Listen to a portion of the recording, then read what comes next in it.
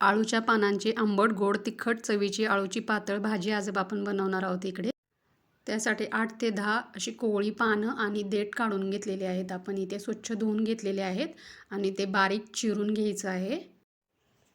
कोवळी पाने घ्यायची आहेत आपल्याला. आता हे आळूच्या पानांचे जे देठ असतात त्याच्यामध्ये भरपूर प्रोटीन्स असतात, त्याच्यामुळे ही भाजी हेल्थसाठीही खूप चांगली आहे. आता आळूचे ते बारीक चिरलेले पानं आणि देठ एका कुकरच्या डब्यामध्ये घालायचं आहे आपल्याला.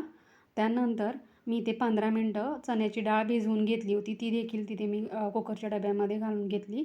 आणि त्यानंतर थोडे शेंगदाणे देखील भिजवून घेतले होते आणि चवीप्रमाणे मीठ आणि 1 चमचा मेथी घालून कुकरमधून 2 ते 3 शिट्ट्या करून ही भाजी आपल्याला शिजवून घ्यायची आहे. त्यानंतर लाल तिखट, हळद, गरम मसाला आणि चिंच गुळाचं पाणी हे देखील घालायचं आहे. 1 चमचा बेसन घालून व्यवस्थित भाजी घाटून घ्यायची आहे आपल्याला. त्यानंतर तेल गरम करायला ठेवायचं आहे फोडणीसाठी. त्याच्यामध्ये जिरं, मोहरी घालून तडतडू द्यायचं आहे. त्यानंतर इथे बारीक असं ठेचून घेतलेला लसूण घालायचा आहे. तो थोडासा लालसर झाला की आपण इथे बारीक चिरलेला कांदा देखील घालून लालसर होईपर्यंत ते परतवून घ्यायचं आहे. तुम्ही पाहू शकता कांदा लालसर झाला ना की नंतर आपण बारीक चिरलेला टोमॅटो देखील इथे छोट्या साईजचा त्याच्यामध्ये घालून आहे ना व्यवस्थित ते 2 ते 3 मिनिट आपण छान परतवून असं घ्यायचं आहे.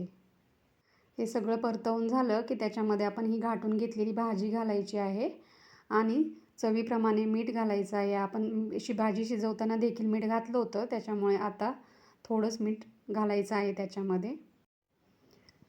5 ते 7 मिनिट ही भाजी छान उकळवून घ्यायची आहे. तुम्ही पाहू शकता भाजी आपली तयार झालेली आहे.